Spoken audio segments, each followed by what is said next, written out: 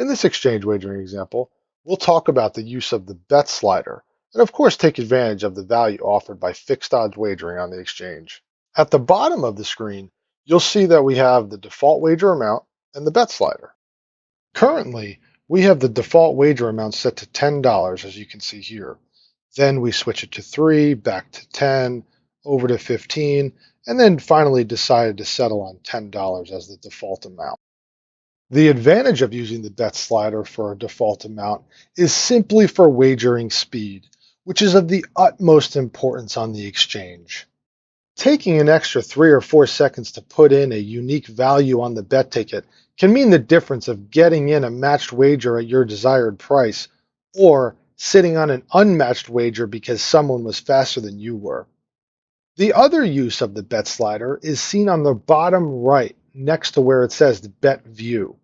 If you move that yellow circle over to $10, the market will only show you prices where you can get a minimum of a $10 bet in right now. For more advanced exchange players, remember that the over rounds only show up if $2 is selected on the bet slider. As far as wagering on this race goes, you may have noticed that we wanted to get a price of 11 or 10 to 1 in the fractional equivalent on number 5 Miss Mandate.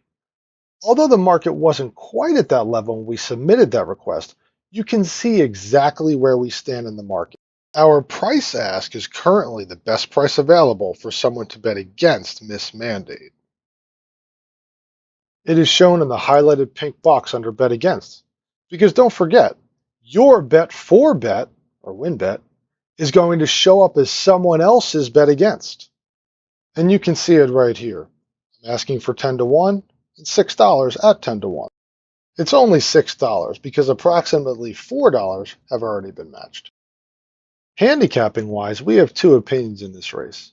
One is that we like Miss Mandate, which we'll get into a little bit later. Our other opinion is that we didn't like the odds-on favorite number 4, Lisa's Escarpment. She ran okay in a restricted stakes race last time out, but we weren't convinced that she would like the added distance and thought she would have to improve to run with Miss Mandate. Once the price drops down to 2.16, we thought this might be a good time to play against Lisa's Escarpment.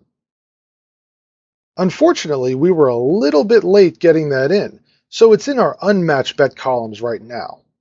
And you can see the market has continued to move away from that price, and the asking price has since gone up to now 2.28.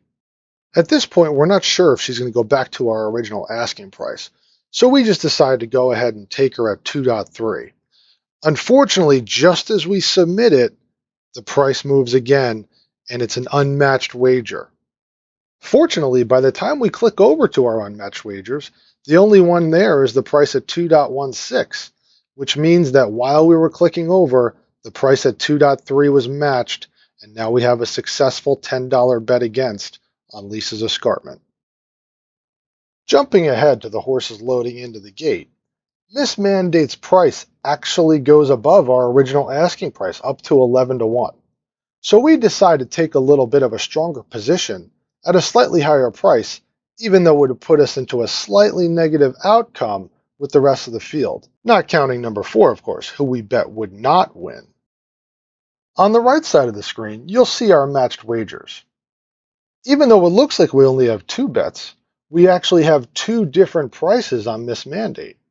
But since we have the average odds box checked at the bottom of our bet ticket, the exchange combines those 2 wagers just for display purposes and shows me what my average odds are, which are made up of a $10 bet on her at 10 to 1 and a $4 bet on her at 11 to 1, averaging out to a $14 bet at 10.29 to 1.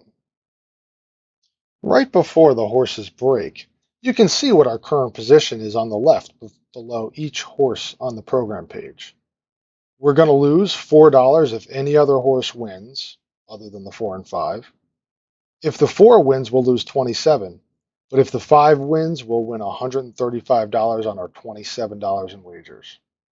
As I mentioned earlier, and you can probably tell from how we played the race, Miss Mandate was our top choice in here. She was coming off of 3 turf races, and she's never hit the board on the turf in her career. She seems to prefer the synthetic course at Woodbine, And now she gets back to that surface while facing a field of younger 3-year-old fillies. She was also one of the horses in the race who had ever shown any semblance of speed in the past, so we thought she'd have a nice trouble-free trip. We're watching her closely here on the backstretch. We really like her position, sitting third or fourth, a few paths wide, out of trouble, which is exactly where we thought she'd be.